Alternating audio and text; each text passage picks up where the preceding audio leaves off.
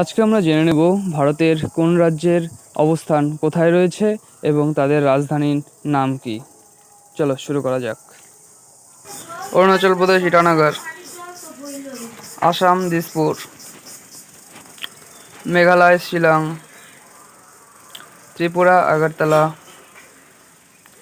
Mizoram Aizawl, Manipur Imphal, Nagaland Kohima,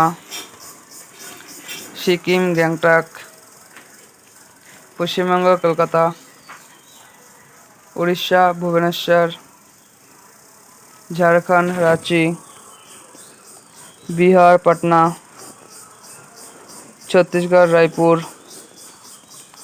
Andhra Pradesh Amaravati, Tamil Nadu Chennai, Kerala Thiruvananthapuram, Karnataka Bengaluru, Telangana Hyderabad, Maharashtra Mumbai, Madhya Pradesh Bhopal,